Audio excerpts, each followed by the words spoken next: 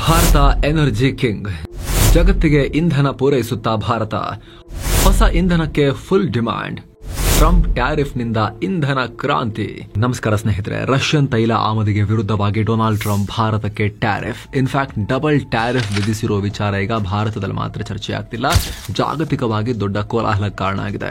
ಭಾರತ ಯಾವ ರೀತಿ ಕೌಂಟರ್ ಕೊಡಬಹುದು ಅಂತ ಇಡೀ ಜಗತ್ತು ನೋಡ್ತಾ ಇದೆ. ನಿಮಗೆ ಗೊತ್ತಿರಬಹುದು, ಟ್ರಂಪ್ ಟ್ಯಾರಿಫ್ ಅನೌನ್ಸ್ ಮಾಡಿದ ಬೆನ್ನಲ್ಲೇ ಭಾರತದ ರಾಷ್ಟ್ರೀಯ ಭದ್ರತಾ ಸಲಹೆಗಾರ ಅಜಿತ್ ದೋವಲ್ ರಷ್ಯಾಗೆ ಹೋದ್ರು. ಅವ್ರು ಹೋಗ್ತಿದ್ದ ಹಾಗೆ ರಷ್ಯಾ ಇನ್ನೂ ಕಮ್ಮಿ ಬೆಲೆಗೆ ಭಾರತಕ್ಕೆ ಇಂಧನ ಪೂರೈಸುವಂತೆ ನೆಗೋಷಿಯೇಟ್ ಕೂಡ ಮಾಡಿದ್ದಾರೆ. ಅಷ್ಟೇ ಅಲ್ಲದೆ ಖುದ್ದು ರಷ್ಯಾ ಅಧ್ಯಕ್ಷ ವ್ಲಾದಿಮಿರ್ ಪುಟಿನ್ ಭಾರತಕ್ಕೆ ಬರ್ತಾರೆ ಅನ್ನೋದನ್ನ ಕೂಡ ಕನ್ಫರ್ಮ್ ಮಾಡಲಾಗಿದೆ. ಕೆಜಿಎಫ್ ಸಿನಿಮಾದಲ್ಲಿ ಬೆಂಗಳೂರಿಗೆ ಗರುಡ ಬರೋ ಸುದ್ದಿ ರೀತಿ ಪುಟಿನ್ ಬರ್ತಿರೋ ಸುದ್ದಿಗೆ ಸೋಷಿಯಲ್ ಮೀಡಿಯಾದಲ್ಲಿ ಭಾರತದಲ್ಲಿ ಪುಟಿನ್ ಅಭಿಮಾನಿಗಳು ಜೈ ಜಯಕಾರ ಹಾಕ್ತಿದ್ದಾರೆ. ಅದರ ಬೆನ್ನಲ್ಲೇ ಭಾರತ ಇನ್ನೊಂದು ಹೆಜ್ಜೆ ಇಟ್ಟಿದೆ. ತಾನು ಆಮದು ಮಾಡ್ತಿರೋ ಪೆಟ್ರೋಲ್ನಲ್ಲಿ ವಿದೇಶಿ ಅವಲಂಬನೆ ಕಮ್ಮಿ ಮಾಡೋಕೆ, ಪೆಟ್ರೋಲ್ಗೆ ಎಥನಾಲ್ ಅನ್ನ ಇನ್ನೂ ಜಾಸ್ತಿ ಸೇರಿಸೋಕೆ ಹೆಜ್ಜೆ ಇಟ್ಟಿದೆ. ಅದ್ರ ಬಗ್ಗೆ ನಾವು ರೀಸೆಂಟ್ ಆಗಿ ಮಾಹಿತಿ ನಿಮಗೆ ಕೊಟ್ಟಿದ್ವಿ. ಹೀಗೆ ಒಂದರ ಮೇಲೊಂದು ಭಾರತದ ಇಂಧನ ಸೆಕ್ಟರ್ಗೆ ಸಂಬಂಧಪಟ್ಟ ಅಪ್ಡೇಟ್ಸ್ ಬರ್ತಿವೆ. ಇದೆಲ್ಲದರ ನಡುವೆ ಭಾರತ ಎನರ್ಜಿ ಸೆಕ್ಟರ್ ನಲ್ಲಿ ಸೂಪರ್ ಪವರ್ ಆಗೋ ಸಾಧ್ಯತೆ ಬಗ್ಗೆ ಕೂಡ ಚರ್ಚೆ ಶುರುವಾಗ್ತಿದೆ. ನಾವಿಲ್ಲಿ ಸಮುದ್ರದಲ್ಲಿ ಎಲ್ಲೋ ಅಡಗಿರೋ ಇಂಧನ ನಿಕ್ಷೇಪದ ಬಗ್ಗೆ ಮಾತನಾಡ್ತಿಲ್ಲ. ಇಡೀ ದೇಶ ತುಂಬಾ ಸೋಲಾರ್ ಪ್ಯಾನೆಲ್ ಹಾಕಿ ಕರೆಂಟ್ ಉತ್ಪಾದಿಸಿ ರಫ್ತು ಮಾಡ್ತೀವಿ ಅಂತಾನೂ ಹೇಳ್ತಿಲ್ಲ. ಆದ್ರೂ ಭಾರತ ಇಂಧನ ಸೂಪರ್ ಪವರ್ ಆಗೋದು ಗ್ಯಾರಂಟಿ ಅನ್ನೋ ಚರ್ಚೆ ಶುರುವಾಗಿದೆ. 1-2 ವರ್ಷಗಳಿಂದ ಇದೆ, ಈಗಿನ್ನೂ ವೇಗ ಮೊಮೆಂಟಮ್ ಪಡ್ಕೊಳ್ತಿದೆ ಈ ವಿಚಾರ. ಅದು ಏನು ಎಲ್ಲವನ್ನ ನೋಡ್ತಾ ಹೋಗೋಣ. ಕಡೆ ತನಕ ಮಿಸ್ ಮಾಡಿದೆ ನೋಡಿ. ಭಾರತ ಇಂಧನ ಸೂಪರ್ ಪವರ್. ಎಸ್ ಸ್ನೇಹಿತರೆ, ಈಗ ಭಾರತ ಪೆಟ್ರೋಲಿಯಂ ಉತ್ಪನ್ನಗಳಿಗಾಗಿ ಅರಬ್ ರಾಷ್ಟ್ರಗಳು, ರಷ್ಯಾ, ಅಮೆರಿಕ, ಆಫ್ರಿಕಾ ಇಲ್ಲೆಲ್ಲ ಕೈ ಚಾಚೋ ಪರಿಸ್ಥಿತಿ ಇದೆ. ನಮ್ಮ ವಿದೇಶಿ ವಿನಿಮಯ ಬರೀ ತೈಲ ತರಿಸೋಕೆನೆ ಖರ್ಚಾಗ್ತಾ ಇದೆ. ಅಷ್ಟೇ ಯಾಕೆ, ಯಾವುದೋ ದೇಶ ಯುದ್ಧ ಮಾಡ್ತಾ ಇದ್ರು ಕೂಡ ತೈಲ ಬೆಲೆ ಏರಿಳಿತ ಆಗಿ ಭಾರತದ ಆರ್ಥಿಕತೆ ಕೂಡ ಅಲುಗಾಡಕ್ ಶುರು ಮಾಡುತ್ತೆ. ಅಷ್ಟಿದ್ರೂ ಕೂಡ ಭಾರತ ಇಂಧನ ಸೂಪರ್ ಪವರ್ ಆಗೋಕೆ ಎಲ್ಲಿಂದ ಸಾಧ್ಯ? ಎನರ್ಜಿ ಕಿಂಗ್ ಆಗೋ ಕಡೆಗೆ ಭಾರತ ಹೆಂಗ್ ಹೆಜ್ಜೆ ಇಡೋಕ್ ಸಾಧ್ಯ ಅನ್ನೋ ಪ್ರಶ್ನೆ ನೀವು ಕೇಳಬಹುದು. ಸ್ನೇಹಿತರೆ, ಗ್ರೀನ್ ಹೈಡ್ರೋಜನ್ ಕೋಟೆಯನ್ನ ಗೆಲ್ಲೋಕೆ, ಅದನ್ನ ಕಂಟ್ರೋಲಿಗೆ ತಗೊಳ್ಳೋಕೆ ಭಾರತ ದೊಡ್ಡ ದೊಡ್ಡ ಹೆಜ್ಜೆ ಇಡೋಕೆ ಶುರು ಮಾಡಿದೆ. ಗ್ರೀನ್ ಹೈಡ್ರೋಜನ್ ಅನ್ನೋ ಹೊಸ ಇಂಧನವನ್ನ, ಹೊಸ ಶಕ್ತಿಯ ಮೂಲವನ್ನ ಭಾರತ ಗೆದ್ದು ಬಿಟ್ರೆ, ಅದರಲ್ಲಿ ಪಾರಮ್ಯ ಸಾಧಿಸಿಬಿಟ್ರೆ ಭಾರತಕ್ಕೆ ದೊಡ್ಡ ಗೆಲುವು. ಯಾಕಂದ್ರೆ ಇಂಗಾಲದ ಹೊರಸೂಸುವಿಕೆ ಅಂದ್ರೆ ವಾಯು ಮಾಲಿನ್ಯ ಇದರಲ್ಲಿ ಝೀರೋ. ಜೊತೆಗೆ ಇಂಧನ ಕ್ಷೇತ್ರದಲ್ಲಿ ಭಾರತ ಸ್ವಾವಲಂಬಿ ಆಗೋಕೆ ಸಾಧ್ಯ ಆಗುತ್ತೆ. ದೊಡ್ಡ ಪ್ರಮಾಣದಲ್ಲಿ ವಿದೇಶಿ ವಿನಿಮಯ ಉಳಿಯುತ್ತೆ. ಮರುಭೂಮಿಯಲ್ಲಿ ತೈಲ ಬಗೆಬಗೆದು ಸೂಪರ್ ರಿಚ್ ಆಗಿರೋ ಅರಬ್ ರಾಷ್ಟ್ರಗಳ ರೀತಿ ಭಾರತ ಕೂಡ ಗ್ರೀನ್ ಹೈಡ್ರೋಜನ್ ಮೂಲಕ ಶ್ರೀಮಂತವಾಗೋಕ್ಕೂ ಅವಕಾಶ ಇದೆ. ಆದರೆ ಎಲ್ಲರಿಗಿಂತ ಮುಂಚೆ ನಾವು ಗ್ರೀನ್ ಹೈಡ್ರೋಜನ್ ಕೋಟೆಯನ್ನ ಭೇದಿಸಿದ್ರೆ ಮಾತ್ರ. ಇಂಟ್ರೆಸ್ಟಿಂಗ್ ವಿಚಾರ ಅಂದ್ರೆ ಆ ಚಾನ್ಸ್ ಬೇರೆಲ್ಲ ರಾಷ್ಟ್ರಗಳಿಗಿಂತ ಭಾರತಕ್ಕೆ ಜಾಸ್ತಿ ಇದೆ.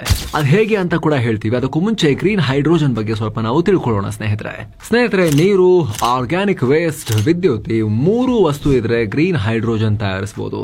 ಅರೆ, ವಿದ್ಯುತ್ ಶಕ್ತಿನೇ ಒಂದು ಎನರ್ಜಿ, ಅದನ್ನ ನೀರಿಗೆ ಹಾಕಿ ಗ್ರೀನ್ ಹೈಡ್ರೋಜನ್ ಮಾಡ್ತಾರಾ ಅನ್ನೋ ಪ್ರಶ್ನೆ ನಿಮಗೆ ಬರ್ಬೋದು.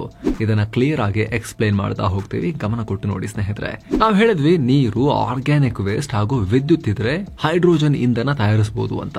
ಆದ್ರೆ ಅದು ಗ್ರೀನ್ ಹೈಡ್ರೋಜನ್ ಅಂತ ಕರೆಸ್ಕೋಬೇಕಾದ್ರೆ ಆ ಪ್ರಾಸೆಸ್ ನಲ್ಲಿ ಬಳಸೋ ವಿದ್ಯುತ್ ಕೂಡ ಗ್ರೀನ್ ಎನರ್ಜಿ ಆಗಿರಬೇಕು, ಅಥವಾ ನವೀಕರಿಸಬಹುದಾದ ಮೂಲದಿಂದ ಬಂದಿರೋ ಇಂಧನ ಆಗಿರಬೇಕು.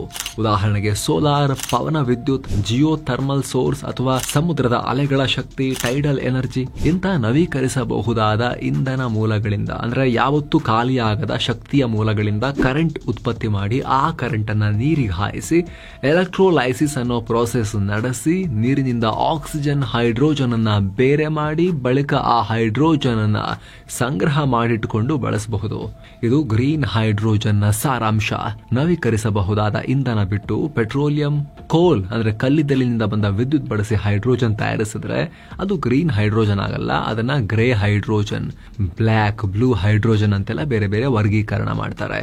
ಗ್ರೀನ್ ಹೈಡ್ರೋಜನ್ ಆಗಬೇಕು ಅಂದ್ರೆ ಆಲ್ರೆಡಿ ಎಕ್ಸ್ಪ್ಲೇನ್ ಮಾಡಿದ್ವಿ, ಹೈಡ್ರೋಜನ್ ತಯಾರಿಕೆಗೆ ಯೂಸ್ ಆಗೋ ಕರೆಂಟ್ ಕೂಡ ಗ್ರೀನ್ ಸೋರ್ಸ್ ಇಂದ ಬಂದಿರಬೇಕು, ಅಥವಾ ನವೀಕರಿಸಬಹುದಾದ ಪರಿಸರ ಸ್ನೇಹಿ ಸೋರ್ಸ್ ನಿಂದ ಬಂದಿರಬೇಕು. ಸ್ನೇಹಿತರೆ, ಹೈಡ್ರೋಜನ್ ಮೂಲಕ ಹೋಗುವ ವಾಹನಗಳಿಂದ ಒಂದು ಚೂರು ಹೊಗೆ ಬರಲ್ಲ. ಅದರ ಎಕ್ಸಾಸ್ಟ್ ಪೈಪ್ ನಲ್ಲಿ ಹೊಗೆ ಹೋಗೋಕೆ ಗಾಡಿಯಲ್ಲಿ ಪೈಪ್ ಇರುತ್ತಲ್ಲ, ಅದೇ ರೀತಿ ಹೈಡ್ರೋಜನ್ ಕಾರಲ್ಲಿ ಪೈಪಲ್ಲಿ ಏನ್ ಬರುತ್ತೆ ಗೊತ್ತಾ? ನೀರಾವಿ ಬರುತ್ತೆ, ನೀರು ಉದುರಿಸ್ತಾ ಹೋಗುತ್ತೆ. ಇದು ಅದೇ ಇದರ ದೊಡ್ಡ ಪ್ಲಸ್ ಪಾಯಿಂಟ್, ಸೆಲ್ಲಿಂಗ್ ಪಾಯಿಂಟ್ ಮತ್ತು ಫ್ಯೂಚರ್. ಏನ್ ಬೇಕಾದ್ರೂ ಕರಿಬಹುದು ನೀವು. ಇದೆಲ್ಲ ಹೆಂಗ್ ಕೆಲಸ ಮಾಡುತ್ತೆ? ಎಲ್ಲ ಕಾರ್ ಒಳಗಡೆ ಆಗ್ಬಿಡುತ್ತಾ? ಇಲ್ಲ, ಗ್ರೀನ್ ಹೈಡ್ರೋಜನ್ ಉತ್ಪಾದನಾ ಘಟಕದಲ್ಲಿ ಇಷ್ಟೆಲ್ಲ ನಡೆದು ಹೈಡ್ರೋಜನ್ ತಯಾರಾಗುತ್ತೆ. ಬಳಿಕ ಪೆಟ್ರೋಲ್ ಬಂಕ್ ರೀತಿ ಹೈಡ್ರೋಜನ್ ಫ್ಯೂಲ್ ಸ್ಟೇಷನ್ಗಳಲ್ಲಿ ಇದನ್ನ ಸಂಗ್ರಹಿಸಿ ವಾಹನಕ್ಕೆ ತುಂಬಿಸಲಾಗುತ್ತೆ. ಈ ಹೈಡ್ರೋಜನ್ ಅನ್ನ ವಿದ್ಯುತ್ ಆಗಿ ಪರಿವರ್ತಿಸೋಕೆ ವಾಹನದಲ್ಲಿ ಫ್ಯೂಲ್ ಸೆಲ್ ಅನ್ನೋ ಡಿವೈಸ್ ಇರುತ್ತೆ. ಅದು ವಿದ್ಯುತ್ ತಯಾರಿಸಿ ಇವಿ ರೀತಿ ಹೈಡ್ರೋಜನ್ ಕಾರ್ ಅನ್ನ ಚಲಿಸೋ ರೀತಿ ಮಾಡುತ್ತೆ. ನಿಮ್ಗೆ ಇಲ್ಲೊಂದು ಪ್ರಶ್ನೆ ಬರ್ಬೋದು, ಈಗ ಆಲ್ರೆಡಿ ರೆಡಿ ಆಗಿರೋ ಕರೆಂಟ್ ಬಳಸಿ ಗ್ರೀನ್ ಹೈಡ್ರೋಜನ್ ತಯಾರಿಸಿ ಕಾರ್ ಓಡಿಸೋದು ಯಾಕೆ? ಅದರ ಬದಲು ಕರೆಂಟ್ ನಿಂದ ಬ್ಯಾಟ್ರಿ ಚಾರ್ಜ್ ಮಾಡಿ ಇವಿನೇ ಓಡಿಸ್ಬೋದಲ್ವೇನ್ರಿ, ಏನ್ರಿ ನೀವು ಅಂತ. ಈಗ ಆಲ್ರೆಡಿ ಇವಿ ಬಂದಿದೆಯಲ್ಲ, ಹೊಸದಾಗಿ ಗ್ರೀನ್ ಫ್ಯೂಲ್ ಸೆಲ್ ಇರೋ ವಾಹನ ಅಥವಾ ಹೈಡ್ರೋಜನ್ ಇಂಜಿನ್ ಇರೋ ವಾಹನ ಅಷ್ಟೆಲ್ಲ ಯಾಕೆ ಮಾಡಬೇಕು? ಫ್ಯಾಕ್ಟ್ರಿಲಿ ಹೈಡ್ರೋಜನ್ ಯಾಕೆ ತಯಾರಿಸಬೇಕು? ಅದನ್ನ ಕನ್ವರ್ಟ್ ಮಾಡಿ ಕರೆಂಟ್ ಮಾಡಿ ಮತ್ತೇನಕ್ಕೆ ಗಾಡಿ ಓಡಿಸ್ಬೇಕು? ಆ ಹೈಡ್ರೋಜನ್ ಮಾಡಕ್ಕೆ ಮುಂಚೆ ಕರೆಂಟ್ ಯೂಸ್ ಆಗಿರುತ್ತೆ ಅಂದ್ರೆ ಅರ್ಥನೇ ಇಲ್ವಲ್ಲ ಅಂತ ಅನಿಸ್ಬೋದು. ಆದರೆ ಸ್ನೇಹಿತರೆ, ಹೈಡ್ರೋಜನ್ ವಾಹನಗಳಲ್ಲಿ ಇವಿಗಳಿಗಿಂತ ಎಲ್ಲ ವಿಚಾರಗಳಲ್ಲೂ ಅಡ್ವಾಂಟೇಜ್ ಇದೆ. ಇವಿಗಳಲ್ಲಿ ಬ್ಯಾಟ್ರಿನೇ 400ರಿಂದ 600 kg ಇರುತ್ತೆ. ದೊಡ್ಡ ಕಾರ್ಗಳಲ್ಲಿ ಇನ್ನೂ ಜಾಸ್ತಿ. ಆದರೆ ಹೈಡ್ರೋಜನ್ ಕಾರ್ಗಳಲ್ಲಿ hydrogen tank, fuel cell, extra buffer battery ಸೇರಿಸಿದ್ರು ಕೂಡ ಇವಿ ಬ್ಯಾಟ್ರಿಗಿಂತ 50% ಕಮ್ಮಿ ತೂಕ ಇರುತ್ತೆ. ಇದು ದೊಡ್ಡ ಅಡ್ವಾಂಟೇಜ್. ಎರಡನೇದು ರೇಂಜ್. ಕೇವಲ 5.5 kg ಅಷ್ಟು ಗ್ರೀನ್ ಹೈಡ್ರೋಜನ್ ಕಾರಿಗೆ ಹಾಕಿದ್ರೆ 600 ಕಿಲೋಮೀಟರ್ ತನಕ ರೇಂಜ್ ಸಿಗುತ್ತೆ.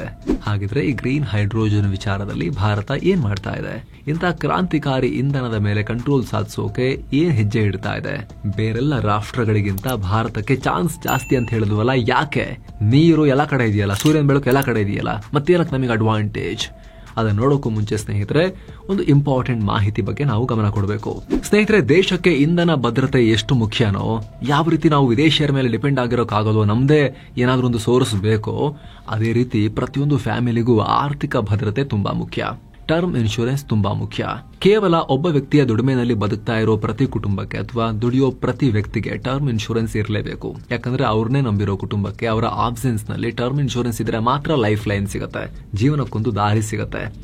ತಿಂಗಳಿಗೆ 500 ರೂಪಾಯಿಗಿಂತ ಕಮ್ಮಿ ಪ್ರೀಮಿಯಂನಲ್ಲಿ 1 ಕೋಟಿ ರೂಪಾಯಿನ ಲೈಫ್ ಕವರೇಜ್ ಕೊಡೋ ಟರ್ಮ್ ಪ್ಲಾನ್ ಸಿಗ್ತವೆ. ಹೆಚ್ಚು ಕಮ್ಮಿ ಆಗಿ ಏನಾದರೂ ಆ ದುಡಿಯೋ ವ್ಯಕ್ತಿ ಇಲ್ಲ ಅಂದ್ರೆ ಆ ಇಡೀ ಅಮೌಂಟ್ ಒಂದು ಶಾರ್ಟ್ ನಲ್ಲಿ ಟ್ಯಾಕ್ಸ್ ಫ್ರೀ ಆಗಿ ಫ್ಯಾಮಿಲಿಗೆ ಸಿಗುತ್ತೆ. ಕಡಿಮೆ ವಯಸ್ಸಲ್ಲೇ ತಗೊಂಡ್ರೆ ಅಷ್ಟು ಕಡಿಮೆ ಬೆಲೆಗೆ 1 ಕೋಟಿ ರೂಪಾಯಿನ ಲೈಫ್ ಕವರೇಜ್ ಸಿಗುತ್ತೆ. ಒಂದ್ಸಲ 20 ವರ್ಷಕ್ಕೋ 25 ವರ್ಷಕ್ಕೋ 30 ವರ್ಷಕ್ಕೋ ಎಷ್ಟು ಬೇಗ ಜಾಯ್ನ್ ಆಗ್ತೀರಿ, 400, 500, 600 ರೂಪಾಯಿಗೋ ಪ್ರೀಮಿಯಂ ಲಾಕ್ ಮಾಡ್ಕೊಳ್ತೀರಿ. ನೆಕ್ಸ್ಟ್ 50, 60, 70 ಎಷ್ಟು ವರ್ಷಕ್ಕೆ ಮಾಡ್ತೀರಿ, ಅಲ್ಲಿ ತನಕ ಪ್ರೀಮಿಯಂ ಅಷ್ಟೇ ಇರುತ್ತೆ, ಚೇಂಜ್ ಆಗಲ್ಲ, ಇನ್ಕ್ರೀಸ್ ಆಗ್ತಾ ಹೋಗಲ್ಲ ಟರ್ಮ್ ಇನ್ಶೂರೆನ್ಸ್ ನಲ್ಲಿ. ಸೊ ಸ್ನೇಹಿತರೆ, ಡಿಸ್ಕ್ರಿಪ್ಷನ್ ಅಲ್ಲಿ ಮತ್ತು ಪಿನ್ ಮಾಡಿರೋ ಕಾಮೆಂಟ್ ನಲ್ಲಿ ನಾವು ಲಿಂಕ್ ಅನ್ನ ಕೊಟ್ಟಿರ್ತೀವಿ. ಕ್ಲಿಕ್ ಮಾಡೋ ಮೂಲಕ ಭಾರತದ ಎಲ್ಲ ಟಾಪ್ ಕಂಪನಿಗಳ ಪ್ಲಾನ್ ಗಳನ್ನ ಕಂಪೇರ್ ಮಾಡಿ ಕೆಲವೇ ಕ್ಲಿಕ್ಸ್ ಅಲ್ಲಿ ನೀವು ಬೈ ಮಾಡಬಹುದು ಟರ್ಮ್ ಇನ್ಶೂರೆನ್ಸ್ ಅನ್ನ. ಜೊತೆಗೆ ಅಲ್ಲಿ ನಿಮ್ಮ ಏಜ್ ಎಷ್ಟು, ನಿಮ್ಮ ಏಜ್ಗೆ 1 ಕೋಟಿ ಕವರೇಜ್ ಬೇಕು ಅಂದ್ರೆ ತಿಂಗಳಿಗೆ ಎಷ್ಟು ಪ್ರೀಮಿಯಂ ಬರುತ್ತೆ, 2 ಕೋಟಿ ಬೇಕು ಅಂದ್ರೆ ಎಷ್ಟು ಪ್ರೀಮಿಯಂ ಬರುತ್ತೆ ತಿಂಗಳಿಗೆ ನಿಮ್ಮ ಏಜ್ಗೆ, ಅದನ್ನ ಕೂಡ ನೀವು ಅಲ್ಲಿ ಡೀಟೇಲ್ಸ್ ಎಂಟರ್ ಮಾಡಿ ಚೆಕ್ ಮಾಡಿ ಕ್ಯಾಲ್ಕುಲೇಟ್ ಮಾಡಬಹುದು. ಆಮೇಲೆ ಅಪ್ಲೈ ಕೂಡ ಮಾಡಬಹುದು. ಡಿಸ್ಕ್ರಿಪ್ಷನ್ ಅಲ್ಲಿ ಪಿನ್ ಮಾಡಿರೋ ಕಾಮೆಂಟ್ ನಲ್ಲಿ ಲಿಂಕ್ ಇದೆ. ಯಾರೆಲ್ಲ ಮಾಡಿಸಿಲ್ಲ ಮಿಸ್ ಮಾಡದೆ ಚೆಕ್ ಮಾಡಿ ಅಂತ ಹೇಳ್ತಾ ವರದಿಯಲ್ಲಿ ಮುಂದುವರಿಯೋಣ. ಭಾರತದ ಮೆಗಾ ಗ್ರೀನ್ ಪ್ಲಾನ್. ಸ್ನೇಹಿತರೆ, 2023ರಲ್ಲೇ national green energy mission launch ಮಾಡಲಾಯಿತು. ಮೊದಲು ಬರೋಬ್ಬರಿ 3,000 ಕೋಟಿ ರೂಪಾಯಿ ಹಣವನ್ನ ಕೇವಲ ಗ್ರೀನ್ ಹೈಡ್ರೋಜನ್ ಉತ್ಪಾದನೆ ಟೆಕ್ನಾಲಜಿ ಡೆವಲಪ್ಮೆಂಟ್ಗಾಗಿ ಖರ್ಚು ಮಾಡೋ ಪ್ಲಾನ್ ಇತ್ತು. ಆದ್ರೀಗ ಆರಂಭಿಕ ಹಂತದಲ್ಲೇ ಬರೋಬ್ಬರಿ 17,490 ಕೋಟಿ ರೂಪಾಯಿ ಮೊತ್ತದ ಇನ್ಸೆಂಟಿವ್ ಮೆಕ್ಯಾನಿಸಮ್ ಅನ್ನ ಪ್ರಪೋಸ್ ಮಾಡಲಾಗಿದೆ. ಅಂದ್ರೆ ಗ್ರೀನ್ ಹೈಡ್ರೋಜನ್ ತಯಾರಿಸೋ ಕಂಪನಿಗಳಿಗೆ ಗ್ರೀನ್ ಹೈಡ್ರೋಜನ್ ತಯಾರಿಕೆಗೆ ಬೇಕಾದ ಎಲೆಕ್ಟ್ರೋಲೈಸರ್ಸ್ ಅನ್ನೋ ಡಿವೈಸ್ ಉತ್ಪಾದನೆ ಮಾಡೋ ಕಂಪನಿಗಳಿಗೆ ಸರ್ಕಾರ 17,500 ಕೋಟಿ ರೂಪಾಯಿ ಪ್ರೋತ್ಸಾಹಧನ ಕೊಡೋಕೆ ಪ್ಲಾನ್ ಮಾಡ್ತಿದೆ. ಇದು ಕೇವಲ ಮುಂದಿನ 5 ವರ್ಷಗಳಲ್ಲಿ ಅಂದ್ರೆ 2030ರ ಒಳಗೆ ಇಷ್ಟು ಹಣ ಗ್ರೀನ್ ಹೈಡ್ರೋಜನ್ಗೆ ಖರ್ಚು ಮಾಡೋ ಗುರಿ ಇದೆ. ಅದಕ್ಕೆ ತಕ್ಕಂತೆ ದೇಶದ ಖಾಸಗಿ ಕಂಪನಿಗಳು ಕಾಂಪಿಟೇಷನ್ಗೆ ಇಳಿದು ಈ ಸೆಕ್ಟರ್ ನಲ್ಲಿ ಅಖಾಡಕ್ಕಿಳಿದಿವೆ. ಒಂದಷ್ಟು ಎಕ್ಸಾಂಪಲ್ಸ್ ನೋಡ್ತಾ ಹೋಗೋಣ. ಮುಖೇಶ್ ಅಂಬಾನಿಯ ರಿಲಯನ್ಸ್ ಇಂಡಸ್ಟ್ರೀಸ್ ಲಿಮಿಟೆಡ್ ಗುಜರಾತ್ನ ಜಾಮ್ನಗರ್ನಲ್ಲಿ ಗ್ರೀನ್ ಎನರ್ಜಿ ಗಿಗಾ ಕಾಂಪ್ಲೆಕ್ಸ್ ನಿರ್ಮಾಣ ಮಾಡುತ್ತಿದೆ. ಇದರಲ್ಲಿ ಗ್ರೀನ್ ಹೈಡ್ರೋಜನ್ ಉತ್ಪಾದನೆಗಾಗಿ 100 ಗಿಗಾವ್ಯಾಟ್ನಷ್ಟು ನವೀಕರಿಸಬಹುದಾದ ವಿದ್ಯುತ್ ಉತ್ಪಾದನೆ ಮಾಡೋ ಘಟಕ ನಿರ್ಮಾಣ ಮಾಡುತ್ತಿದೆ. ಅದಾನಿ ಗ್ರೂಪ್ಸ್ ಅಥವಾ Adani new industries limited total energies ಕಂಪನಿಯೊಂದಿಗೆ 4.3 ಲಕ್ಷ ಕೋಟಿ ರೂಪಾಯಿ ಮೌಲ್ಯದ ಗ್ರೀನ್ ಹೈಡ್ರೋಜನ್ ಒಪ್ಪಂದ ಮಾಡಿಕೊಂಡಿದ್ದಾರೆ. ಜಗತ್ತಿನಲ್ಲೇ ಅತಿ ದೊಡ್ಡ ಗ್ರೀನ್ ಹೈಡ್ರೋಜನ್ ಇಕೋಸಿಸ್ಟಮ್ ನಿರ್ಮಾಣ ಮಾಡ್ತೀವಿ ಅಂತ ಹೊರಟಿದ್ದಾರೆ. ಈಗ ಆಲ್ರೆಡಿ ಗುಜರಾತ್ನ ಅಹಮದಾಬಾದ್ ನಲ್ಲಿ ಈ ಕಂಪನಿ ಅಂದ್ರೆ Adani total gas piped natural gas ಅಥವಾ PNG ನಲ್ಲಿ 2.2, 2.3% ಗ್ರೀನ್ ಹೈಡ್ರೋಜನ್ ಬ್ಲೆಂಡ್ ಮಾಡೋಕೆ ಶುರು ಮಾಡಿದ್ದಾರೆ. Tata power, JSW energy, L&T ಹೀಗೆ ಸಾಕಷ್ಟು ಪ್ರೈವೇಟ್ ಕಂಪನಿಗಳು ಗ್ರೀನ್ ಹೈಡ್ರೋಜನ್ ನಲ್ಲಿ ಸಾವಿರಾರು ಕೋಟಿ ರೂಪಾಯಿ ಸುರಿಯೋಕೆ ಮುಂದಾಗಿದ್ದಾರೆ. ಅಲ್ಲದೆ ಸರ್ಕಾರಿ ಕಂಪನಿಗಳು ಕೂಡ ಸುಮ್ಮನೆ ಇಲ್ಲ. ಇಂಡಿಯನ್ ಆಯಿಲ್ ಕಾರ್ಪೊರೇಷನ್ ಲಿಮಿಟೆಡ್ ಅಥವಾ IOCL ತನ್ನ ಮಥುರಾ ರಿಫೈನರಿಯಲ್ಲಿ ದೇಶದ ಮೊದಲ ಗ್ರೀನ್ ಹೈಡ್ರೋಜನ್ ಪ್ಲಾಂಟ್ ರೆಡಿ ಮಾಡಿದೆ. ಅದೇ ರೀತಿ NTPC, ONGC, ಗೇಲ್, BPCL ಇವೆಲ್ಲ ಸಾಲು ಪ್ರಾಜೆಕ್ಟ್ಸ್ ಅನ್ನ ಕೈಗೆತ್ತಿಕೊಳ್ತಿವೆ. ಅಲ್ಲದೆ ಗ್ರೀನ್ ಹೈಡ್ರೋಜನ್ ಬಸ್ಗಳು ಓಡಾಡ್ತಿವೆ. ನ್ಯಾಷನಲ್ ಗ್ರೀನ್ ಹೈಡ್ರೋಜನ್ ಮಿಷನ್ ಅಡಿಯಲ್ಲಿ ಒಡಿಶಾದ ಭುವನೇಶ್ವರ ಪುರಿ ರೂಟ್ ನಲ್ಲಿ ಈಗ ಆಲ್ರೆಡಿ ಬಸ್ ಸಂಚಾರ ಮಾಡ್ತಾ ಇದೆ. ಇದೆಲ್ಲ ಸರಿ, ಆದ್ರೆ ಗ್ರೀನ್ ಹೈಡ್ರೋಜನ್ ಕ್ಷೇತ್ರದಲ್ಲಿ ತಾನು ಕಿಂಗ್ ಆಗಬಹುದು ಅಂತ ಭಾರತಕ್ಕೆ ಅನಿಸ್ತಿರೋದು ಯಾಕೆ? ಪೆಟ್ರೋಲಿಯಂ ಕ್ಷೇತ್ರದಲ್ಲಿ ಸೌದಿ ಕಿಂಗ್ ಆದ ಹಾಗೆ ಗ್ರೀನ್ ಹೈಡ್ರೋಜನ್ ಅಲ್ಲಿ ನಾವು ಕಿಂಗ್ ಆಗ್ತೀವಿ ಅಂತ ಅನಿಸ್ತಿರೋದು ಯಾಕೆ? ಯಾಕಂದ್ರೆ ಗ್ರೀನ್ ಹೈಡ್ರೋಜನ್ ತಯಾರಿಕೆಗೆ ಬೇಕಾದ ನವೀಕರಿಸಬಹುದಾದ ಕ್ಲೀನ್ ವಿದ್ಯುತ್ ಅನ್ನ ತಯಾರಿಸೋದು, ನವೀಕರಿಸಬಹುದಾದ ಇಂಧನವನ್ನ ಕಡಿಮೆ ಖರ್ಚಲ್ಲಿ ತಯಾರಿಸೋದು ಭಾರತಕ್ಕೆ ಮಾತ್ರ ಸಾಧ್ಯ. ಅಮೆರಿಕ, ಯುರೋಪಿಯನ್ ಯೂನಿಯನ್, ಆಸ್ಟ್ರೇಲಿಯಾಗಳಿಗೆ ಕಂಪೇರ್ ಮಾಡಿದ್ರೆ ಅಲ್ಲಿ ವಿದ್ಯುತ್ ಉತ್ಪಾದಿಸೋ ಕಾಸ್ಟ್ ಜಾಸ್ತಿ, ಆದರೆ ಭಾರತದಲ್ಲಿ ಖರ್ಚು ಕಮ್ಮಿ ಆಗುತ್ತೆ ಅನ್ನೋ ಲೆಕ್ಕಾಚಾರ. ನಿಮ್ಗೆ ಗೊತ್ತಿರಲಿ, ಭಾರತ ಇಂಟರ್ನ್ಯಾಷನಲ್ ಸೋಲಾರ್ ಅಲಯನ್ಸ್ ನ ಸ್ಥಾಪಕ ಕೂಡ ಹೌದು. ಈ ಫೇಮಸ್ ಫೋಟೋ ನೋಡಿ, ಮೋದಿ ಮುಂದೆ ನಿಂತಿದ್ದಾರೆ, ಎಲ್ಲ ಜಾಗತಿಕ ನಾಯಕರು ಹಿಂದೆ ನಿಂತಿದ್ದಾರೆ. ಸೋಲಾರ್ ಎನರ್ಜಿಯಲ್ಲಿ ಭಾರತ ಲೀಡಿಂಗ್ ಎಮರ್ಜಿಂಗ್ ಪ್ಲೇಯರ್. ಭಾರತಕ್ಕೆ ದೊಡ್ಡ ಸ್ಕೇಲ್ ನಲ್ಲಿ ಸೋಲಾರ್ ಎನರ್ಜಿ ಉತ್ಪಾದಿಸುವ ಸಾಮರ್ಥ್ಯ ಇದೆ. ಇನ್ವೆಸ್ಟ್ಮೆಂಟ್ ಮಾಡೋಕೆ ಕಂಪನಿಗಳು ಕೂಡ ಮನಸ್ಸು ಮಾಡಿದ್ದಾರೆ. ಮೂಲ ಸೌಕರ್ಯ ಇದೆ, ಕೆಲಸ ಮಾಡೋಕೆ ಮ್ಯಾನ್ ಪವರ್ ಕೂಡ ಇದೆ. ಜೊತೆಗೆ ಗ್ರೀನ್ ಹೈಡ್ರೋಜನ್ಗೆ ಡಿಮಾಂಡ್ ಕೂಡ ಭಾರತದಲ್ಲಿದೆ. ಹೀಗಾಗಿ ಭಾರತ ಸದ್ಯ ಗ್ರೀನ್ ಹೈಡ್ರೋಜನ್ ಕ್ಷೇತ್ರದಲ್ಲಿ ಮುಂಚೂಣಿಯಲ್ಲಿರೋ ರಾಷ್ಟ್ರ. ನಮ್ಮ ಕಂಪನಿಗಳು, ಟಾಟಾದಂಥ ಕಂಪನಿಗಳು ಗ್ರೀನ್ ಹೈಡ್ರೋಜನ್ ಇಂಜಿನ್ ಕೂಡ ಮಾಡ್ತಾ ಇದ್ದಾರೆ. ಸಿಕ್ಕಾಪಟ್ಟೆ ಅದರ ಮೇಲೆ ರಿಸರ್ಚ್ ಅಂಡ್ ಡೆವಲಪ್ಮೆಂಟ್ಗೆ ಕೆಲಸ ಮಾಡ್ತಿದ್ದಾರೆ. ಹಾಗಂತ ಇಲ್ಲಿ ಭಾರತಕ್ಕೆ ಕಾಂಪಿಟೇಷನ್ ಇಲ್ಲ ಅಂತಿಲ್ಲ. ಇವನ್ ಆಸ್ಟ್ರೇಲಿಯಾ ಕೂಡ ಗ್ರೀನ್ ಹೈಡ್ರೋಜನ್ ಮೇಲೆ ಕಂಟ್ರೋಲ್ ಸಾಧಿಸೋಕೆ ಆಲ್ರೆಡಿ ಪ್ರಯತ್ನ ಪಡ್ತಾ ಇದೆ. ಸದ್ಯಕ್ಕೆ ವಿಶ್ವದಲ್ಲಿ ನಡೀತಾ ಇರೋ ಅರ್ಧದಷ್ಟು ಗ್ರೀನ್ ಹೈಡ್ರೋಜನ್ ಪ್ರಾಜೆಕ್ಟ್ಸ್ ಅಲ್ಲಿ ಆಸ್ಟ್ರೇಲಿಯಾದಲ್ಲೇ ನಡೀತಾ ಇದ್ದಾವೆ. ನಮ್ಮಷ್ಟೇ ವೇಗವಾಗಿ ಅವರು ಕೂಡ ಪ್ರಯತ್ನ ಪಡ್ತಿದ್ದಾರೆ. ಸೊ ಭಾರತ ಕೂಡ ವೇಗವಾಗಿ ಕಠಿಣ ಪರಿಶ್ರಮ ಹಾಕಬೇಕು. ಚಾಲೆಂಜಸ್ ಕೂಡ ಇವೆ ಇದರಲ್ಲಿ. ಈಗ ಗ್ರೀನ್ ಹೈಡ್ರೋಜನ್ ಬಸ್ಗಳು ಬಂದಿರಬಹುದು. ಟೊಯೋಟಾದವರು ಒಂದು ಕಾರ್ ಕೂಡ ತಂದಿದ್ದಾರೆ ಗ್ರೀನ್ ಹೈಡ್ರೋಜನ್ದು. ಆದ್ರೆ ಮಾಸ್ ಲೆವೆಲ್ ನಲ್ಲಿ ವಾಹನಗಳಲ್ಲಿ ಗ್ರೀನ್ ಹೈಡ್ರೋಜನ್ ಟೆಕ್ನಾಲಜಿಯನ್ನ ಇಂಪ್ಲಿಮೆಂಟ್ ಮಾಡೋದು ಇನ್ನು ಕೂಡ ಅಭಿವೃದ್ಧಿ ಹಂತದಲ್ಲಿದೆ. ನಿಮ್ಗೆ ಹೇಳಿದ್ವಿ, ಟಾಟಾದವರು ಹೈಡ್ರೋಜನ್ ಟ್ರಕ್ ಎಂಜಿನ್ ರೆಡಿ ಮಾಡ್ತಾ ಇದ್ದಾರೆ ಅಂತ. ಕೆಲಸ ನಡೀತಾ ಇದೆ. ಹೈಡ್ರೋಜನ್ ಬಹಳ ದಹನಶೀಲ ವಸ್ತು, ಅಂದ್ರೆ ಭಯಂಕರವಾಗಿ ಉರಿಯೋ ವಸ್ತು ಆಗಿರೋದ್ರಿಂದ ಹ್ಯಾಂಡಲ್ ಮಾಡೋಕೆ ವಿಧಾನಗಳನ್ನ ಕಂಡುಹಿಡಿಯಬೇಕು. ಪೆಟ್ರೋಲ್, ಡೀಸೆಲ್ ಕೂಡ ದಹನಶೀಲನೇ ಹೆವಿ ಅಲ್ವಾ? ಒಂದು ಲೆಕ್ಕಕ್ಕೆ ನೋಡಿದ್ರೆ ಅದನ್ನ ಹ್ಯಾಂಡಲ್ ಮಾಡೋಕ್ಕೊಂದು ನಾವು ಪ್ರಾಪರ್ ವ್ಯವಸ್ಥೆಗಳನ್ನ ಮಾಡ್ಕೊಂಡ್ವಲ್ಲ, ಅದನ್ನ ಪಳಗಿಸ್ಕೊಂಡ್ವಲ್ಲ, ಹಾಗೆ ಇದನ್ನ ಕೂಡ ಪಳಗಿಸ್ಕೊಳ್ಬೇಕು. ವಾಹನಗಳ ಕಾಂಪೋನೆಂಟ್ಗಳ ಸೇಫ್ಟಿಗೆ ಒತ್ತು ಕೊಡಬೇಕು. ಜೊತೆಗೆ ಗ್ರೀನ್ ಹೈಡ್ರೋಜನ್ ಪೆಟ್ರೋಲಿಯಂಗಿಂತ ಕಮ್ಮಿ ಬೆಲೆಗೂ ಸಿಗಬಹುದು. ಆದರೆ ಗ್ರೀನ್ ಹೈಡ್ರೋಜನ್ ವಾಹನಗಳು ಇವಿಗಳಿಗಿಂತ ಸ್ವಲ್ಪ ಕಾಸ್ಟ್ಲಿ ಇರ್ತವೆ.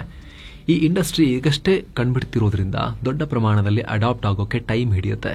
ಯಾವಾಗ ಮಾಸ್ ಸ್ಕೇಲ್ನಲ್ಲಿ ಅಡಾಪ್ಟೇಷನ್ ಆಗುತ್ತೋ ಆವಾಗ ಮಾತ್ರ ಲಕ್ಷಾಂತರ ಕೋಟ್ಯಾಂತರ ಜನ ಅದನ್ನು ಬಳಸೋಕೆ ಶುರು ಮಾಡಿದಾಗ ಈ ಬೆನಿಫಿಟ್ ಆಫ್ ಸ್ಕೇಲ್ ಸಿಗೋಕೆ ಶುರುವಾಗುತ್ತೆ. ಅವಾಗ ಪ್ರೈಸ್ ಕಮ್ಮಿ ಆಗ್ತಾ ಬರುತ್ತೆ. ಮಾಸ್ ಆಗಿ ಎಲ್ಲರೂ ಯೂಸ್ ಮಾಡ್ತಿದ್ದಾರೆ ಅಂತ ಹೇಳಿದ್ರೆ ಅಷ್ಟೇ ಎಕೋಸಿಸ್ಟಮ್ ಕೂಡ ಬಿಲ್ಡ್ ಆಗಿರುತ್ತೆ. ಕಾಂಪಿಟೇಟರ್ಸ್ ಇರ್ತಾರೆ. ಕಮ್ಮಿ ಕಾಸ್ಟ್ಗೆ ಮ್ಯಾನುಫ್ಯಾಕ್ಚರ್ ಮಾಡೋ ಐಡಿಯಾ ಕೂಡ ನಾವು ಕಂಡುಹಿಡ್ಕೊಂಡಿರ್ತೀವಿ. ಕಾಸ್ಟ್ ಲೋ ಆಗುತ್ತೆ. ಈ ಹಿಂದೆ ಹೈಡ್ರೋಜನ್ ಬೆಲೆ ಕಮ್ಮಿ ಮಾಡೋಕೆ ಜಾಗತಿಕ ಮಟ್ಟದಲ್ಲಿ ಸರ್ಕಾರಗಳು ಪ್ಲಾನ್ ಮಾಡಿದ್ವು. ಈ ಹಿಂದೆ ಅಮೆರಿಕದಲ್ಲಿ ಬೈಡೆನ್ ಸರ್ಕಾರ ಗ್ರೀನ್ ಹೈಡ್ರೋಜನ್ಗೆ 111 ಅನ್ನೋ ಪ್ಲಾನ್ ಮಾಡ್ಕೊಂಡಿತ್ತು. 111 ಪ್ಲಾನ್ ಅಂದ್ರೆ ಮುಂದಿನ 1 ದಶಕದಲ್ಲಿ 1 kg ಗ್ರೀನ್ ಹೈಡ್ರೋಜನ್ ನ ಬೆಲೆ $1 ಅಷ್ಟೇ ಇರಬೇಕು ಅನ್ನೋ ಯೋಜನೆ. ಅಂದ್ರೆ ಭಾರತದಲ್ಲಿ ಈಗಿನ ಡೀಸೆಲ್ ರೇಟ್ ನಲ್ಲೇ ಹೈಡ್ರೋಜನ್ ಸಿಗಬೇಕು ಅಂತ. ಆದರೆ ನೆನಪಿರ್ಲಿ, ಹೈಡ್ರೋಜನ್ ನ ರೇಂಜ್ ಸಿಕ್ಕಾಪಟ್ಟೆ ಜಾಸ್ತಿ. ಆಗಲೇ ಹೇಳಿದ ಹಾಗೆ 5.5 kg ಹೈಡ್ರೋಜನ್ 600 ಕಿಲೋಮೀಟರ್ ರೇಂಜ್ ಕೊಡುತ್ತೆ. ಸೊ ಬೈಡೆನ್ ಸರ್ಕಾರದ ಪ್ಲಾನ್ ಪ್ರಕಾರ ಸುಮಾರು $450 600 ಕಿಲೋಮೀಟರ್ ರೇಂಜ್ ಸಿಗಬಹುದಾಗಿತ್ತು. ಆದ್ರೆ ಈಗ ಟ್ರಂಪ್ ಆಡಳಿತದಲ್ಲಿ ಎಲ್ಲ ಉಲ್ಟಾ ಆಗಿದೆ. ಈ ಗ್ರೀನ್ ಎನರ್ಜಿ, ಕ್ಲೈಮೇಟ್ ಚೇಂಜ್ ಕಡೆಗೆಲ್ಲ ಟ್ರಂಪ್ ತಲೆ ಕೆಡಿಸ್ಕೊಂಡಿಲ್ಲ. ಇದರಿಂದ ಜಗತ್ತಿಗೆ ಏನಾಗುತ್ತೋ ಬಿಡುತ್ತೋ. ಆದ್ರೆ ಭಾರತ ಮಾತ್ರ ಫೋಕಸ್ಡ್ ಆಗೇ ಇದ್ರೆ ಗ್ರೀನ್ ಹೈಡ್ರೋಜನ್ ಕಡೆಗೆ ಭಾರತ ಬೇಗ ಮೂವ್ ಆಗಬಹುದು ಈ ವಿಚಾರದಲ್ಲಿ. ಜೊತೆಗೆ ರಷ್ಯಾದಿಂದ ಇಂಧನ ತಗೋತೀರಾ ಅಂತ ಟ್ರಂಪ್ ಹೆದರಿಸೋಕೆ ಪ್ರಯತ್ನ ಪಡ್ತಿರೋ ಈ ಟೈಮ್ನಲ್ಲಿ ಭಾರತ ಗ್ರೀನ್ ಹೈಡ್ರೋಜನ್ ನ ಆಕ್ಸಲರೇಷನ್ ಪೆಡಲ್ ಅನ್ನ ಒತ್ತೋಕೆ ಇದು ಅದ್ಭುತ ಅವಕಾಶ. ಇದಕ್ಕೆ ಸಂಬಂಧಪಟ್ಟಂತೆ ನಿಮಗೆ ಅನಿಸುತ್ತೆ ಕಾಮೆಂಟ್ ಮಾಡಿ ತಿಳಿಸಿ. ಹಾಗೆ ಕಡೆದಾಗಿ ಕ್ವಿಕ್ ರಿಮೈಂಡರ್, ಆಗಲೇ ಹೇಳಿದ ಟರ್ಮ್ ಪ್ಲಾನ್ಗಳ ಬಗ್ಗೆ ನಿಮಗೂ ಆಸಕ್ತಿ ಇದ್ರೆ, ನೀವಿನ್ನೂ ಕೂಡ ಟರ್ಮ್ ಇನ್ಶೂರೆನ್ಸ್ ಮಾಡಿಸಿಲ್ಲ, ನಿಮ್ಮ ಫ್ಯಾಮಿಲಿಗೆ ಆರ್ಥಿಕ ಭದ್ರತೆ ಒದಗಿಸೋಕೆ ನೀವು ಮಾಡಿಸಬೇಕು ಅಂತ ನಿಮ್ಗೆ ಅನಿಸ್ತಾ ಇದೆ ಅಂದ್ರೆ ಡಿಸ್ಕ್ರಿಪ್ಷನ್ ಅಲ್ಲಿ ಪಿನ್ ಮಾಡಿರೋ ಕಾಮೆಂಟ್ ನಲ್ಲಿ ಲಿಂಕ್ ಇದೆ. ಕ್ಲಿಕ್ ಮಾಡೋ ಮೂಲಕ ಕೆಲವೇ ಕ್ಲಿಕ್ಸ್ ಅಲ್ಲಿ ನಿಮ್ಮ ಏಜ್ಗೆ ಯಾವ ಅಮೌಂಟ್ನ ಕವರೇಜ್ಗೆ ಎಷ್ಟು ಪ್ರೀಮಿಯಂ ಬರುತ್ತೆ ಅಂತ ಚೆಕ್ ಮಾಡಿ ನೀವು ಅಪ್ಲೈ ಮಾಡಬಹುದು. Thank you so much. ಮತ್ತೆ ಭೇಟಿ ಆಗ್ತಿರೋಣ. ನಮಸ್ತೆ.